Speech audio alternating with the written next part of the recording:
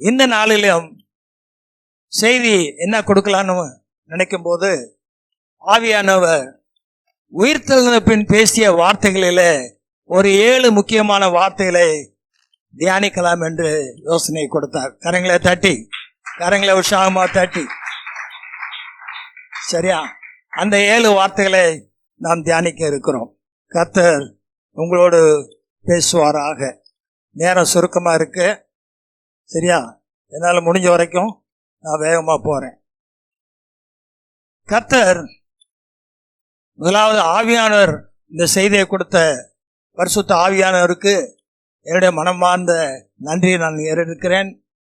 அந்த பரிசுத்த ஆவியானவர் தானே, அவர் தாமே உங்களோடு இப்பொழுது பேசும்படியாய் நான் வேண்டுகிறேன். அவர் பேசுவார் உங்களுக்கு. ஆவியானவரே, நீர் பேசும், கேட்க நாங்கள் அவளோடு இருக்கிறோம், நீங்க சொல்லுங்க. ஆமென். ரைட். முதலாவது வார்த்தை உங்களுக்கு சமாதானம். நான் ஏற்கனவே சொல்றது மாதிரி நான் முதல்ல வசனத்தை வாசித்துருவேன், அதனால நீங்க பெரட்ட வேண்டாம். வசன குறிப்பா கடைசியில் சொல்லுவேன், குறிச்சுக்கிறீங்க, சரியா? ஏன்னா வசனம் பெரட்டுறதுக்கு நேரம் எடுக்கிறதுக்கு சமயம் இல்லை. வசனம் வாசிக்கணும், அதை நான் வாசித்துறேன், நீங்க குறிப்பெடுத்துக் கொள்ளுங்க, சரியா? வாரத்தின் முதல் நாளாகிய அன்றைய தினம் சாயங்கால வேளையில சீஷர்கள் கூடியிருந்த இடத்துல யூதருக்கு பயந்ததனால் கதவு பூட்டி இருக்கையில் இயேசு வந்து நடுவே நின்று உங்களுக்கு சமாதானம் என்றார். யோவான் 20:19. அவர் சொன்ன வார்த்தை உங்களுக்கு சமாதானம். சமாதானமாய் இருக்கும்படிக்கே தேவன் நம்மை அழைத்திருக்கிறார் என்று 1 கொரிந்தியர் 7:15 நாம் வாசிக்கிறோம். ஆண்டவர் என்ன சொல்லுகிறார்? இயேசு, சமாதானத்தை உங்களுக்கு வைத்து போகிறேன், என்னுடைய சமாதானத்தை உங்களுக்கு கொடுக்கிறேன். அது உலகம் கொடுக்கிற பிரகாரமான சமாதானம் இல்லை. உலகம் கொடுக்கிற சமாதானம் டெம்பரரி, கொஞ்ச நேரத்துக்கு சமாதானமா தெரியும். ஆனா நிரந்தர சமாதானம், பூர்ண சமாதானம் யாரு கொடுக்க முடியும்? சமாதானத்துக்கு பிரபுவா இருக்கிறார்ல, அவர் தான் கொடுக்க முடியும். ஆமென். சமாதான பிரபுன்னு ஏசாயா 9:6 நாம் பார்க்கிறோம். சரி, உங்கள் இருதயம் கலங்காமலும் பயப்படாமலும் இருப்பதாக யோவான் 14:27 சொல்றார். இந்த சமாதானத்தை பெற்றுக்கொள்வதற்கு ஒரு வழி வேதத்திலே சொல்லப்பட்டிருக்கிறது. அது என்னன்னா, உம்முடைய வேதத்தை நேசிக்கிறவர்களுக்கு மிகுந்த சமாதானம் உண்டு, அவளுக்கு இடர் இல்லை. அவங்க இடறி போக மாட்டாங்க, தவிக்க மாட்டாங்க, கலங்க மாட்டாங்க, தேய்க்க மாட்டாங்க அப்படின்னு சங்கீதம் 119, 165 அப்படி சொல்லுது, சரியா? அதே சங்கீதத்துல 105வது வசனம் ரொம்ப பரிச்சயமான வசனம். இப்படி வசனம் காலையிலுக்கு தீபமும் என் பாதைக்கு வெளிச்சமா இருக்குது. காலுக்கு தீபம்னா நீங்க அடுத்த ஸ்டெப் எடுத்து வைக்கிறதுக்கு உங்களுக்கு வெளிச்சம் இருக்கு. எந்த பாதையில போறீங்க அப்படின்னு பாக்குறதுக்கு உங்கள் பாதைக்கு ஒரு வெளிச்சம் இருக்கு. 119, 105. ஓகே. ஆக வேத வசனத்தை நம்ம பிடிச்சு கொள்ளும் போது நமக்கு சமாதானம் உண்டாயிருக்கும். ஒருவன் எவ்வளவுதான் பெரிய செல்வந்தனாயிருந்தாலும், செல்வாக்கு மிக்கவனாயிருந்தாலும், அவனுக்கு சமாதானம் இல்லைன்னா வாழ்க்கை இழந்தது போல காணப்படும், விரக்தியாகி போகும். கோடி கோடியா பணம் இருக்கலாம், சமாதானம் வேணும். இந்த சமாதானம் கொடுக்கிற யாரு? இயேசு கிறிஸ்து, சமாதான பிரபு, சரியா? ஒரு சம்பவம், உண்மை சம்பவம். ஒரு பெரிய செல்வந்தன், அவனுக்கு சமாதானமே கிடையாது. நிறைய கார் இருக்கு, நிறைய பங்களா இருக்கு, நிறைய பேங்க் பேலன்ஸ் இருக்கு, பிள்ளைகள் இருக்காங்க, மனைவி இருக்கிறாங்க.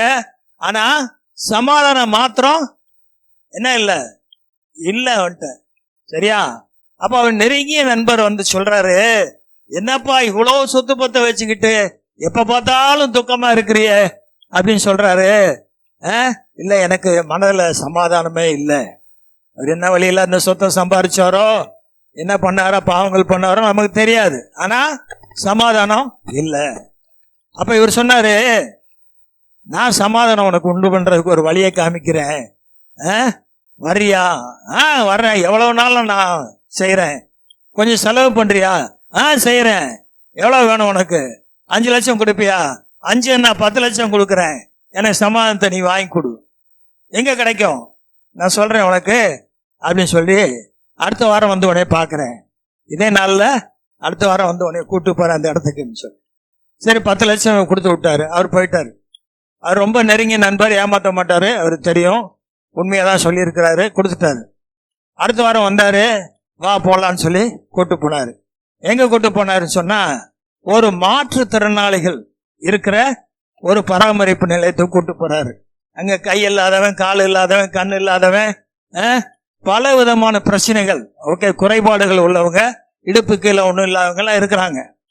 அவங்களெல்லாம் பார்த்த உடனே, ஏன்பா நீ இங்கே கூட்டு வந்த அப்படின்னு இவர் கேட்டாரு. பொறுமையாரு சொல்றேன் அப்படின்னு சொல்லிட்டு அவங்க ஒவ்வொருத்தரா வந்து அவங்க என்னென்ன பிரச்சனைகள் இருக்காங்கன்றத அவருக்கு அப்படியே சுத்தி பார்த்தாங்க. ஒரு மனம் ரொம்ப உடைஞ்சு போயிட்டாரு. இப்படிலாம் இருக்கிறாங்க, நம்ம கைகாலோட நல்லா இருக்கிறோமே, ஆனா சமாதானம் இல்லாம இருக்கிறோமே அப்படின்னு சொல்லி.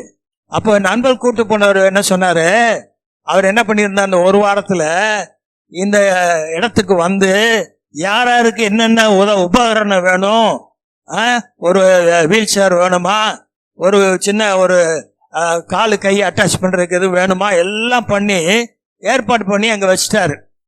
அப்போ ஒவ்வொரு மாற்றுத்திறனாளிய கூப்பிட்டு அவங்கவுங்க உபகரணத்தை இவர் செல்வண்ணன் கையில கொடுத்து நீ கொடுன்னு சொன்னாரு. இவர் ஒவ்வொருத்தருக்கும் கொடுத்தாரு.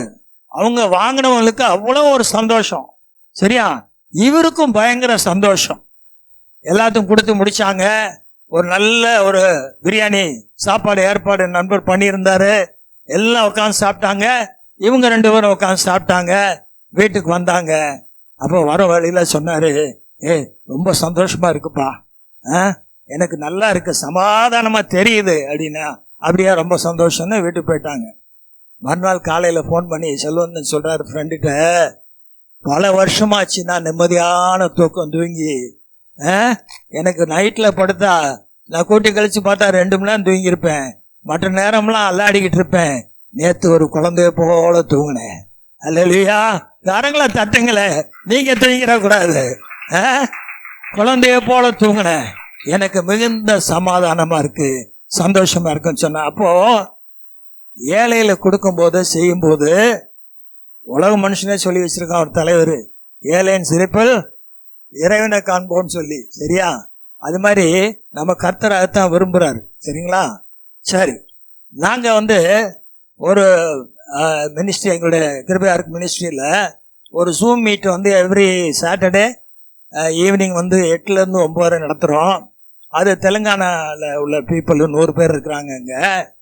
இப்போ அவங்ககிட்ட வந்து இந்த ஈஸ்டருக்கு வந்து ஏழைகளுக்கு உதவி செய்யணும் அப்படின்னு நீங்கள் உங்களால் முடிஞ்ச காணிக்கை போடுங்கன்னு சொன்னோன்னு போட்டாங்க. ஒரு 9,000 பணம் சேர்ந்துச்சு. ஒரு 90 பாக்கெட்டு பிரியாணி ஏற்பாடு பண்ணி ஆந்திராவில் ஒரு 40 பாக்கெட்டு டிஸ்ட்ரிபியூட் ஆக அவங்களுக்கு பணத்தை அனுப்பிச்சோம். 50 பாக்கெட் பிரியாணி வாங்கி மதுரையில் சாப்பிட ஏக்கமாக இருக்கிற ஆட்களை தேடி பிடிச்சி 50 பாக்கெட்டு போன வருஷம் கொடுத்தோம், இந்த வருஷம் கொடுக்க ஆண்டவர் கிருபை செஞ்சா. கரங்களை உற்சாகமா தட்டி பாருங்க. வாங்குற சந்தோஷத்துல முகத்துல பெரிய சந்தோஷம், கொடுக்கிற நமக்கும் பெரிய சந்தோஷம். கூடுமானால் உங்களால் ஆன மட்டும் எல்லா மனுஷரோடும் சமாதானமாயிருங்கள்னு ரோமர் 12:18 பார்க்கிறோம். நான் என் கூட யாராவது வந்து சமாதானம் இல்லாம இருக்கிற நபரை பார்த்தேன்னா என் வயசை பார்க்க மாட்டேன். ஏன்னா நான் போய் இறங்கி போய் அவங்ககிட்ட சமாதானம் பண்ணிடுவேன். சரியா, அப்போ சமாதானம் பண்ணுவர்கள் பாக்கியவான்கள் ஆண்டவர் சொல்லி வச்சிருக்காரு. மத்தேயு 5:9 அவங்களுக்கு பேர் ஒன்று சொல்லியிருக்காரு. யாரும் அவங்க தேவனுடைய புத்திரர். அல்லேலூயா, சமாதானம் பண்ணுவர்கள் தேவனுடைய புத்திரர். சரியா, தேவ சமாதானம் உங்கள் இருதயங்களில் ஆழக்கடவுன்னு கொலோசியர் 3:15 நாம் பார்க்கிறோம். 2வது, ஞானஸ்தானம் பெற்றவன் ரட்சிக்கப்படுவான்னு வசனம் சொல்லுது.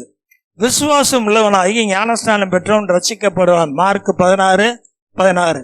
சரியா, நீங்கள் மனம் திரும்பி ஒவ்வொருவரும் பாவ மன்னிப்புக்கென்று இயேசு கிறிஸ்து நாமத்தினாலே ஞானஸ்தானம் பெற்றுக்கொள்ளுங்கள். அப்போஸ்தலர் 2:32 நமக்கு சொல்லப்பட்டிருக்கு. இது தேவ ஆலோசனை. இதை தள்ளிவிட்டால் கேடு உண்டாகும் சொல்லி. இது தள்ளிவிட்டால் என்ன ஆகுமா? கேடு உண்டாக லூக்கா 7:30 நம்ம பார்க்கிறோம். இது நல்லா கேட்டுக்குங்க, ரட்சிப்பின் திட்டத்துல ஒரு பகுதியா இருக்கிறது. அப்படியே நீங்களும் உங்களை பாவத்துக்கு மறித்தவர்களாகவும் நம்முடைய கர்த்தராகிய இயேசு கிறிஸ்துவுக்குள் தேவனுக்கென்று பிழைத்திருக்கிறவர்களாகவும் எண்ணிக்கொள்ளுங்கள் என்று ரோமர் 6:11 நம்ம வாசிக்கிறோம். உங்களில் கிறிஸ்துக்குள்ளாக ஞானஸ்தானம் பெற்றவர்கள் எத்தனை பேரோ அத்தனை பேரும் கிறிஸ்துவை தரித்துக் கொண்டீர்கள் என்று கலாத்தியர் 3:27 நாம் வாசிக்கிறோம். ஆக ஞானஸ்தானம் ரட்சிப்பின் திட்டத்தில் ஒரு பகுதியா இருக்கிறதுனால ரொம்ப ரொம்ப ஒரு முக்கியமான ஒரு காரியம். அதை நம்ம செஞ்சே ஆகணும். யார் யார் ஞானஸ்தானம் எடுக்காம இருக்கிறாங்க, உங்க பிள்ளைகளோ பேர பிள்ளைகளோ, நீங்க உடனடியாக ஞானஸ்தானம் எடுக்கும்படி நீங்க சபைக்கு அழைச்சிட்டு வாங்க. 3வது, பரிசுத்த ஆவியை பெற்றுக்கொள்ளுங்கள் ஆண்டவர் சொன்னார். இயேசு அவர்கள் மேல் ஊதி பரிசுத்த ஆவியை பெற்றுக்கொள்ளுங்கள் என்று சொன்னார் என்று யோவான் 20:22 பார்க்கிறோம். இவங்கெல்லாம் சீஷர்கள் தான், இயேசுவோடு இருந்தவர்கள் தான். ஆனா பரிசுத்த ஆவியின் அபிஷேகத்தை பெறாதவர்களா இருந்தாங்க. சரியா? எபேசு சபையில உள்ள சில விசுவாசிகளை பார்த்து சீஷர்கள் கேட்கிறாங்க, நீங்க விசுவாசிகள் ஆன போது பரிசுத்த ஆவியை பெற்றீர்களா என்று அவர் கேட்கும் ஊழியக்காரர் கேட்கும் போது அதுக்கு அவங்க என்ன சொல்றாங்க, பரிசுத்த ஆவி உண்டென்பதை நாங்க கேள்விப்படல. இன்னைக்கு நிறைய கிறிஸ்தவங்களுக்கு பரிசுத்த ஆவி பத்தி விவரம் தெரியல, அதோடைய அபிஷேகம் ஒன்று இருக்கின்றது தெரியல. அதை ஆண்டவர்கிட்ட கேட்கும் போது அவர் கொடுக்க சுத்தமுள்ளவராக இருக்கின்றதும் அந்த ஒரு வெளிப்பாடும் இல்லாம இருக்கிறாங்க. சரியா? இயேசு ரொம்ப அழகா சொல்றாரு யோவான் 3:5, ஒருவன் ஞான ஜலத்தினாலும் ஆவியினாலும் பிறவாவிட்டால் தேவனுடைய ராஜ்யத்தில் பிரவேசிக்க மாட்டான். அப்ப ஜலத்துல எடுக்கிறது தான் ஞானஸ்தானம், ஆவியில பிறக்கிறது பரிசுத்தாவின் அபிஷேகத்தை பெறுவது. சரியா? அப்போ அந்த வார்த்தையை நம்ம கனப்படுத்த வேண்டியவர்களாக இருக்கிறோம். சரி, பரிசுத்த ஆவியானவர் உங்களிடத்து வரும்போது என்ன நடக்கிறது? அப்போஸ்தலர் 1:8 இப்படி வாசிக்கிறோம், பரிசுத்த ஆவி உங்களிடத்தில் வரும்போது நீங்கள் பலன் அடைந்து எருசலேமிலும் யூதேயாவிலும் சமாரியாவிலும் பூமியின் கடைசி பரியந்தம் எனக்கு சாட்சிகளாக இருப்பீர்கள் சொல்றாரு. முதல்ல நம்ம வீட்டில், நம்ம சுத்து வட்டாரத்தில், சபை மக்களோட, என்ன திருப்பி வெளி இடங்கள்ல எல்லா இடத்துலயும் கிறிஸ்துவுக்கு நம்ம சாட்சியாய் இருக்க முடியும். நம்ம பலனை அடைந்து கொள்கிறோம். பேதுரு பாருங்க, அவர் பிரதான அப்போஸ்தலன் தான், சீஷன் தான். அவன் இயேசுவை 3 தடவை மறுதளிச்ச ஒரு பயந்தாங்கோலி. சரியா? 3 தடவை மறுதளிச்சாரு. ஆனா இந்த பரிசுத்த ஆவியின் அபிஷேகம் பெற்ற பிறகு ஒரே பிரசங்கத்தில் எத்தனை பேரு? 3000 பேர். கரங்களை தட்டுங்களேன். 3000 பேர் ஒரு பிரசங்கம். பாஸ்டர் கிங்ஸ்டன் பால் ஒரு பிரசங்கம் பண்ணா ஒரு 100 பேராவது சபையில உடனே ஞானஸ்தானம் எடுக்கணும், விசுவாசியா மாறணும். என்ன உற்சாகம் இல்லாம இருக்கீங்க? ஆகாதா? கரங்களை தட்டுறது தானே ஆண்டவர் கொடுப்பாரு. தட்டுங்க. ஒவ்வொரு பிரசங்கத்துக்கும் ஆட்கள் சபையில விசுவாசியை சேர்ந்துக்கிட்டே இருக்கணும். கத்த அனுதினமும் சபையில சேர்த்துக்கிட்டே இருக்காரு, சேர்க்கணும். சரியா? நம்ம கேட்கணும். அல்லேலூயா, ஸ்தோத்திரம். ரைட். அப்போ யோவான் 16:13 இப்படி சொல்லுது, சத்திய ஆவியாக அவர் வரும்போது சகல சத்தியத்துக்குள் உங்களை நடத்துவார். அவர் தம்முடைய சுயமாய் பேசாமல் தான் கேள்விப்பட்டவர்கள் யாவையும் சொல்லி வரப்போகிற காரியங்கள் உங்களுக்கு அறிவிப்பார்னு யோவான் 16:13 சொல்லுது. அதுலேயே 8வது வசனம் சொல்லுது, அவர் பாவத்தை குறித்தும் நீதியை குறித்தும் நியாய தீர்ப்பை குறித்தும் கண்டித்து உணர்த்துவார். பாருங்க, முதலாவது பரிசுத்த ஆவி வரும்போது நம்ம பலன் அடைகிறோம், தைரியப்படுறோம், உற்சாகப்படுறோம், ஆண்டவர் குறித்து சாட்சி சொல்ல நம்மளால முடியுது. அடுத்தாப்புல பாவம், நமக்கு பாவம் என்னன்னு தெரியும், கட்டளைகள் இருக்கு, பிரமாணங்கள் இருக்கு, நமக்கு பாவம் என்னன்னு தெரியும். ஆனா அந்த பாவத்தை நம்ம தெரிஞ்சோ தெரியாமல செஞ்சிடறோம். அப்போ உள்ள பரிசுத்த ஆவியானவர் உட்கார்ந்துகிட்டு நீ பாவம் செய்யறதுன்னு கண்டித்து உணர்த்துவார். நம்ம ஆண்டவர் நீதி நியாயங்களை பிரியப்படுற தேவன். நீங்க நீதி நியாயம் செய்யாம இருந்தீங்கன்னா ஆண்டவரை உணர்த்துவாரு. நீதியை செய்ய, இன்னும் ஏழைக்கு உதவி செய்ய, இந்த ஒரு ஊழியக்காரனுக்கு நீ தாங்கு, ஊழியத்தை நடத்த உதவி செய்ய அப்படின்னு. அதெல்லாம் நீதியான காரியங்கள் இல்லையா? சரியா? அந்த நீதியை அவர் நமக்கு உணர்த்தி காண்பிப்பார். அடுத்தாப்புல நம்ம எல்லாரும் நம்முடைய நடக்கைக்கு ஏற்றபடி ஒரு நாள் ஆண்டவர்கிட்ட கணக்கு ஒப்பிக்கணும். நம்ம செய்யற சகல காரியங்களுக்கும் பேசுகிற வார்த்தைகளுக்கும் கணக்கு ஒப்பிக்கிற பத்தி நம்ம ஏற்கனவே ஒரு பிரசங்கம் கேட்டிருக்கோம். சரியா?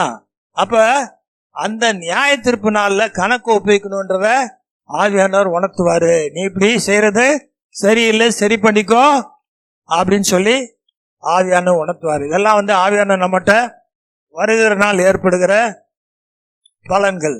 சரி, ஆவியானவரை பெற்றுக்கொள்வது எப்படி? இது உங்களுக்கு இல்லைன்னாலும் நீங்க யாருக்காவது சொல்றதுக்கு பிரயோஜனமா இருக்கும். சரியா? ஆண்டவர் ரொம்ப அழகா சொல்றாரு. லூக்கா 11:13 பொல்லாதவர்களாகிய நீங்கள் உங்கள் பிள்ளைகளுக்கு நல்ல ஈவுகளை கொடுக்க அறிந்திருக்கிற போது தம்மிடத்தில் வேண்டிக் கொள்கிறவர்களுக்கு பரமபிதா பரிசுத்த ஆவியை கொடுப்பது அதிக நிச்சயம். ஆமா, நிச்சயத்துல நிச்சயம். நீங்க கேட்டீங்கன்னா அவர் கொடுப்பாரு. ஏன்னா உங்களை பரிசுத்த ஆவியில அபிஷேகம் பண்ற அவருடைய சித்தமா இருக்கிற. கரங்களை தட்டி உற்சாகமா. சரி, பாருங்க, ஒரு ஆவிக்குரிய சபைக்கு தொடர்ந்து போயிட்டு இருந்தோம். ஒரு 3 வருஷமா ஒரு குறிப்பிட்ட சபைக்கு. அங்க ஆவியில அபிஷேகம் பெற்றவங்க நிறைய இருப்பாங்க. சரியா? நானும் என் மனைவியும் அபிஷேகத்துக்காக தொடர்ந்து ஜெபிச்சுக்கிட்டே இருந்தோம். ஒரு நாள் கூட்டம் முடிஞ்சிட்டு நாங்க எங்க வாகனத்துல ஸ்கூட்டர் தான் ஏற போகும்போது என் மனைவி முகத்தை பார்த்தேன். ஒரே சந்தோஷமா இருந்துச்சு, ஒரே பிரகாசமா இருந்துச்சு. என்னம்மா விஷயம்னு கேட்டேன்.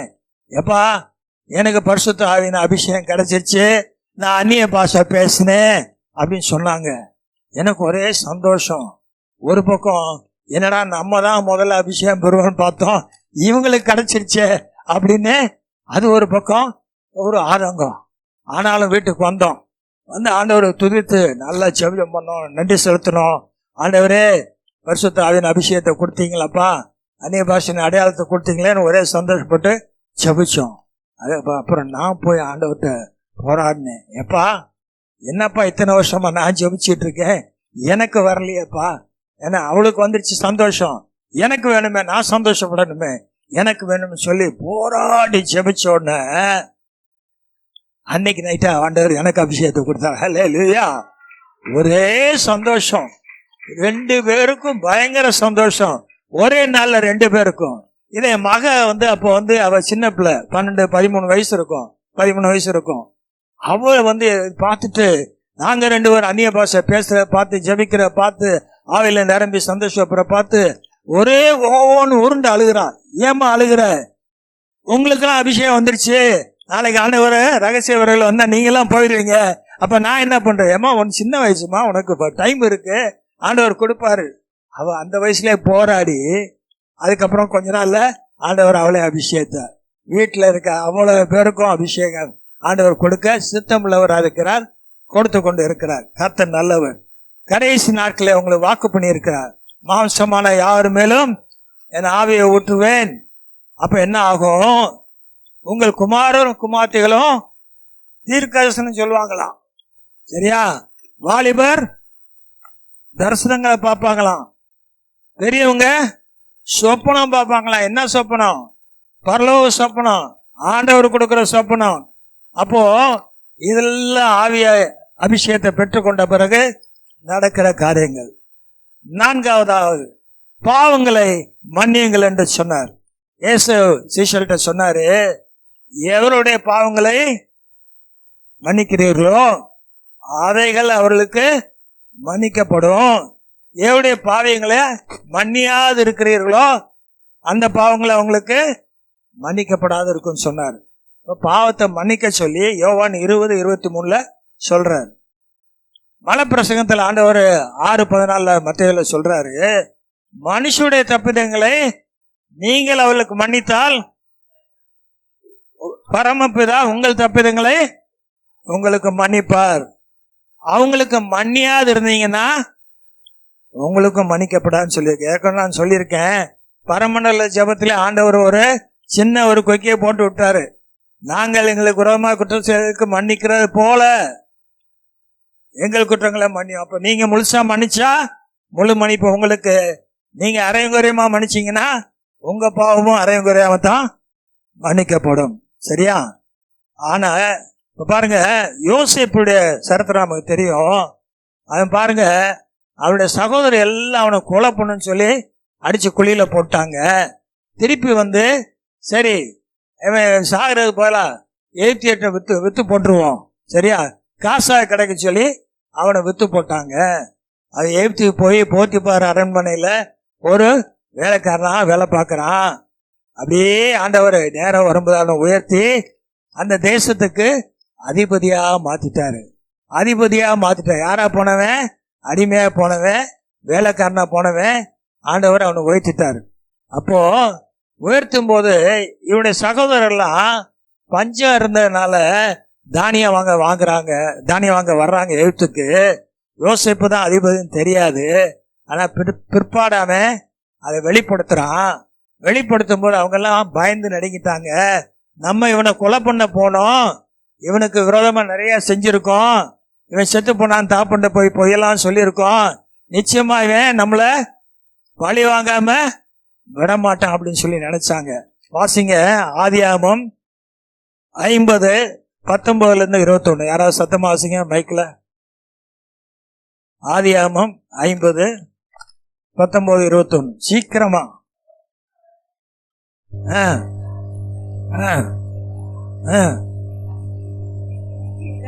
தேவனோ இப்பொழுது நடந்து வருகிறபடியே வெகு ஜனங்களை உயிரோட காக்கும்படி, வெகு ஜனங்களை உங்களையும் சேர்த்தான் உயிரோடு காக்கும்படி அதை நன்மையாக முடிய பண்ணினார். ஆதலால் பயப்படாதிருங்கள் அவங்களை தேத்துறான். நான் உங்களையும் உங்கள் குழந்தைகளையும் பராமரிப்பேன் என்று அவர்களுக்கு ஆறுதல் சொல்லி அவர்களோட பட்சமாய் பேசினார். பேசுறப்பா, பயப்படாதீங்க, நீங்க எனக்கு தவறு செஞ்சீங்க இல்லைன்னு சொல்லுத, ஆனா எனக்குள்ள இருக்கிற ஆவியானவர் என்னை உங்களை மன்னிக்க வைக்கிறான்ற மாதிரி அவன் சொல்லி அவங்களுக்கு ஆறுதலா, மன்னிச்சிட்டேன், பயப்படாதீங்க, நான் உங்க குடும்பத்தை போஷிப்பேன் அப்படின்னு சொல்லி ஆறுதல் வார்த்தை சொல்றான். இயேசுப்பாவும் அதே போல அவர் பட்ட பாடுகளை போல, அவர் பெற்ற அவமானங்கள் நிந்தையின போல, அவருக்கு முன்னாலேயும் ஒரு மனுஷனும் இல்லை, இன்னைக்கு வரைக்கும் ஒரு மனுஷனும் அந்த பாடுபடல. அப்படி பாடுபட்டவர் சிலுவையில சொன்ன முதல் வார்த்தை, பிதாவே இவர்களுக்கு மன்னியும், தாங்கள் செய்கிறது என்னதென்றாரோ. ஒரு மேசியாவை சிலுவையில் அறையணும்னு அவங்களுக்கு தெரியல, இவர் தான் நம்ம ரட்சகர்னு தெரியல. அப்போ அந்த பாவத்தை ஆண்டவர் என்ன செய்தாரு? ஏன்னா நமக்கு இந்த பூமியில இருக்கும்போது நீங்க மற்றவருக்கு மன்னிங்க, அப்போ உங்க பாவங்கள் மன்னிக்கப்படும் சொன்னவர் போதிச்சவரு முன்மாதிரி அங்க காமிக்கிறாரு, பிதாவே இவளுக்கு மன்னியம் சொல்லி. அடுத்தாவது 5வது, உலகம் எங்கும் போய் சர்வ சிருஷ்டிக்கும் சுவிசேஷத்தை பிரசங்கிங்கள ஆண்டவர் பரமேறி போறதுக்கு முன்னால கடைசியா கட்டளையா கொடுக்கிறார். அவர்களை நோக்கி, நீங்கள் உலகம் எங்கும் போய் சர்வ சிருஷ்டிக்கும் சுவிசேஷத்தை பிரசங்கிங்கள். மார்க் 16:15. ரோமர்ல பவுல் எழுதுறாரு 1:16, கிறிஸ்துவின் சுவிசேஷத்தை குறித்து நான் வெட்கப்படேன், முன்பு யூதரிலும் பின்பு கிரேக்கரிலும் விசுவாசிக்கிறன் எவனோ அவனுக்கு ரட்சிப்பு உண்டாவதற்கு அது தேவ பலனாயிருக்கிறது என்று பார்க்கிறோம். சரியா? ஆக நம்ம கிறிஸ்துவின் சுவிசேஷத்தை அறிவிக்க கடமைப்பட்டவர்களா இருக்கோம். பெருசா ஒன்றும் வேண்டாம். போன நான் சொன்னேன், பெருசா ஒன்றும் வேண்டாம். முதல்ல நீங்க உங்க சாட்சி, ஆண்டவர் உங்களுக்காக வாழ்க்கையில என்ன செஞ்சாருன்னு உங்க சாட்சிய உங்க வீட்டார்கிட்ட சொல்லுங்க, அக்கம் பக்கத்துல சொல்லுங்க, ஃப்ரெண்ட்ஸ்ட சொல்லுங்க, சபையில வந்து நின்று பேசுங்க, ஆண்டவரை மகிமைப்படுத்துங்க. சரியா? யாராட்டும் சொல்ல முடியும் சொல்லுங்க. சபைக்கு ஜனங்களை அழைச்சிட்டு வாங்க, இங்க வாங்க, ஒரு உண்மையான வழியை உங்களுக்கு நான் காமிக்கிறேன். அந்த செல்வந்தனை கூட்டு போனார் இல்லையா, சமாதானம் இல்லாத அந்த நபரை கூட்டு போய் ஒரே ராத்திரில அவருக்கு சமாதானம். அதே போல இங்க சபைக்கு கூட்டு வந்தீங்கன்னா அவங்களுக்கு சமாதானம், ஆசீர்வாதம், கிருபை, இரக்கம், தயவு எல்லாமே கிடைக்கும். நித்திய ஜீவன் கிடைக்கும். எல்லாத்துக்கும் மேலாக கரங்களை உற்சாகமா தட்டி, நல்ல சத்தமா தட்டி, எப்படியெல்லாம் உங்களுக்கு ஊழியத்தை செய்ய முடியும்னு சொல்லி உங்களுக்கு ஆலோசனை வேணும்னா பாஸ்டர் வந்து கேளுங்க. சபையில ஒரு சின்ன சின்ன காரியம் செய்யறது, சபையை சுத்தம் பண்றது, ஒரு சேரை போடுறது, ஏதாவது உபகரண வாங்கி கொடுக்கறது, ஊழியக்காரனை தாங்கிறது, காணிக்க நிறைய கொடுக்கறது, ஒரு ஊழியக்காரனை மிஷினரி அனுப்புறது, எல்லாமே ஊழியம்தான். சரியா? சபையில நீங்க தனியா செய்யறதுக்கு உங்களுக்கு கஷ்டமா இருக்கலாம், வழி தெரியாம இருக்கலாம். உங்க போதகரை நீங்க அணுகுனீங்கன்னா அவங்க என்னென்ன வழியில நீங்க உங்க சாமர்த்தியத்துக்கு தாளந்துக்கு ஏற்றபடி செய்யலான்ற சொல்லி கொடுப்பாங்க. சரியா? ஒருவன் எனக்கு ஊழியம் செய்தால் பிதாவானவர் அவனை கனப்பண்ண. நீங்க ஊழியம் செஞ்சா, இது வந்து யோவான் 12:26 இருக்கு. நீங்க ஊழியம் செஞ்சீங்கன்னா பாஸ்டர் உங்களை அப்ரிஷியேட் பண்ணுவாரு. அவர் பண்ணலைனாலும் பிதா உங்களை கனம் பண்ணுவாராம். பிதா கனம் கொடுத்தாருன்னா அது எப்படி இருக்கும்? கனமா இருக்கும். அல்லேலூயா. கரங்களை வச்சா தட்டு. அல்லேலூயா. அடுத்தாக 6வதாக, வானத்திலும் பூமியிலும் சகல அதிகாரமும் எனக்கு கொடுக்கப்பட்டிருக்குன்னு ஆண்டவர் சொல்றாரு. அப்போ நம்ம யார நோக்கி பார்க்கிறோம் பாத்தீங்கன்னா, வானத்திலையும் சரி பூமியிலையும் சரி எல்லா அதிகாரமும் அவர்கிட்ட தான் இருக்கு. இல்லையா? ஒரே நபர்கிட்ட இருக்கு. யார் அந்த நபர்? இயேசு கிறிஸ்து. கரங்களை தட்டுங்க உற்சாகமா. அப்ப அவரை நோக்கி பார்க்கும் போது உங்களுக்கு என்ன வேணும், என்ன வேணும் கேளுங்க, என் நாமத்தினால கேளுங்க கொடுக்கப்படும் சொல்லி இருக்கிறார். சரியா? வானத்திலும் பூமியிலும் சகல அதிகாரம் கொடுக்கப்பட்டிருக்கு. மத்தேயு 28:18 இருக்கு. என் நாமத்தினால நீங்க எதை கேட்டாலும் அதை நான் செய்வேன்னு சொல்லி யோவான் 14:14 இருக்கு. கேட்கிற எவனும் பெற்றுக்கொள்வான்னு சொல்லி லூக்கா 11:10 இருக்கு. சரியா? கடைசியாக 7வது பாயிண்ட், இதோ உலகத்தின் முடிவு பரியந்தம் சகல நாட்களிலும் நான் உங்களுடனே கூட இருக்கிறேன். மத்தேயு 28:20. சரியா? அப்போ அவர் எப்பயுமே நம்மளை விட்டு விலகிற தேவன் அல்ல, நம்மை கைவிடாத ஒரு தேவன், நம்மோடு எப்பொழுதும் இருக்கிற தேவன். நீங்க எங்க போனாலும் உங்க கூட இருக்காரு. உங்க முன்னாலே இருக்கிறாரு, உங்க பின்னால இருக்கிறாரு. நீங்க பாதாளத்துல படுக்க போட்டாலும் இருக்கிறாரு, நீங்க வானத்துக்கு ஏறினாலும் இருக்கிறாரு. அவருக்கு மறைவானது ஒன்றுமே, எல்லாம் வெளியரங்கமா இருக்கு. நீங்க அவர் கண்ணு முன்னாலதான் இருக்கீங்க. அவர் உள்ளங்கையில தான் வரைஞ்சி வச்சு பார்த்துட்டு இருக்காரு. உங்களை எப்ப வேணாலும் பார்க்கலாம். உள்ளங்கையில தான் இருக்கிறீங்க. மறக்கிற தேவன் கிடையாது. ஆகவே அவருக்கு சகல அதிகாரம் கொடுக்கப்பட்ட தேவன். அவரை நம்ம யோக்கி பார்க்கறதுனால நீங்க சத்துரு கொண்டு வருகிற போராட்டங்களோ, உங்களுக்கு விரோதமா எழும்புற மனுஷரை குறித்தோ நீங்க ஒரு நாளும் கவலைப்படவும் வேண்டாம், பயப்படவும் வேண்டாம். சரியா? ஆண்டவர் ஒரு வாணியம் கொடுக்கிறாரு, முடிவு பரியந்தம் நிலை நிற்பவனே ரட்சிக்கப்படுவான். சரியா? மத்தேயு 24:13 அப்படி சொல்லுது. நான் ரட்சிக்கப்பட்டுட்டேன், ஆனா அதனால எனக்கு இஷ்டமானபடி நடக்கலாம். நான் ஆலயத்துக்கு எதுக்கு போகணும், எனக்கு தான் எல்லா சத்தியம் தெரியுமே, நான் வீட்டிலேயே இருந்துக்கலாம், நான் ஆன்லைன்ல பார்க்கலாம். அப்படி கிடையாது. சபை கூடி வரலை விட்டு விடாதீர்கள் வசனம் நமக்கு சொல்லுது. சபைக்கு வரும்போது அந்த வார்த்தையை நீங்க நேரடியாக கேட்கும் போது அந்த சபையின் அபிஷேகம் உங்களை மேல கிரிய செய்யும். சபை பாஸ்டர் மேல என்ன அபிஷேகம் இருக்கோ அந்த அபிஷேகம் உங்களுக்கு பகிர்ந்து அளிக்கப்படும். அல்லேலூயா. அவர் என்ன செய்யறாரோ, என்ன பிசாச விரட்டுறாரோ, என்ன நோயாளிகளுக்கு சுகம் கொடுக்கிறாரோ அதை நீங்களும் கொடுக்க முடியும். மார்க் 16:17 இப்படி சொல்லுது, விசுவாசிகளால் நடக்கும் அடையாளம். வாசிங்க மார்க் 16:17, சீக்கிரம் வாசிங்க. 17:18.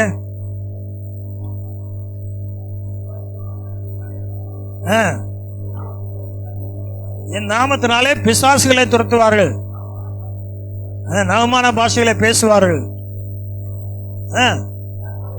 சர்ப்பங்களை எடுப்பார்கள், சேதப்படுத்தாது. வியாதியஸ்தரை நீங்க சுஸ்தப்படுத்த முடியும், பிசாசை நீங்க விரட்ட முடியும். நீங்க தப்பி தவறி ஏதாவது ஒரு விஷமுள்ள ஒரு காரியத்தை நீங்க உங்களை அறியாம குடிச்சிட்டாலும் கர்த்தர் உங்கள் உயிருக்கு சேதம் இல்லாமல் ஆபத்துல காப்பாத்துவாரு. சர்ப்பங்களை எடுப்பீர்கள்னா சிலருக்கு சர்ப்பத்தின் ஆவி இருக்கும், அதே பம்பு மாதிரி நெளிவாங்க. அதை நீங்க ஜெபிக்கும் போது இந்த சர்ப்பத்தின் ஆவி வெளியே போகும். மோசே கோலை போடுன்னு ஆண்டவர் சொன்னாரு, போட்டாரு. அது என்னாச்சு? சர்ப்பமாச்சு. அதை வாழை பிடிச்சி எடுனாரு. சாதாரணமா நீங்க பாம்ப வாழை பிடிச்சிங்கன்னா என்ன செய்யும்? தொப்புன்னு போட்டுரும். அது பிடிச்சா தலையை தான் பிடிக்கணும் பாம்ப. ஆனா இவர் வாழை பிடினாரு, வார்த்தை கீழ்பிடிச்சு வாழை பிடிச்சாரு, திருப்பி அது கையில கோலா மாறிச்சு. அதுக்காக நீங்க எதுக்கும் பயப்பட வேண்டாம். இப்ப 7 பாயிண்ட்டை நான் திருப்பி சொல்லி முடிக்கிறேன். முதலாவது, சமாதானத்தோடு வாழுங்கள். சரியா? சமாதானம். 2வது, ஞானஸ்தானம் எடுக்காதவங்க சீக்கிரம் எடுங்க. 3வது, பரிசுத்த ஆவியின் அபிஷேகத்தை பெறாதவங்க சீக்கிரம் அந்த அபிஷேகத்தை பெற்றுக்கொள்ளுங்க. 4வதுங்க, உங்க பாவங்க மன்னிக்கப்பட நீங்கள் மற்றவர்களுக்கு அந்த பாவங்களை மன்னிங்க. சுவிசேஷத்தை சொல்லுங்க, கர்த்தருடைய நாமத்தை உயர்த்துங்க. அவர் சகல அதிகாரம் கொடுக்கப்பட்டவர் என்ற விசுவாசிங்க. இயேசு நம்மளோடு கூட உலகத்தின் முடிவு பிறந்தும் நம்மோடு கூட இருப்பதனால நீங்க எதை குறித்தும் கவலைப்படாம இருங்க. ஆண்டவருடைய வருகை மிக மிக சமீபமா இருக்கிறது. ஆகையால் நம் அனைவரும் ஆயத்தப்படுத்துவோம். கர்த்தர் தாமே இந்த வார்த்தைகளை உங்களுக்கு ஆசீர்வாதத்தை கொடுப்பாராக. ஆமென்.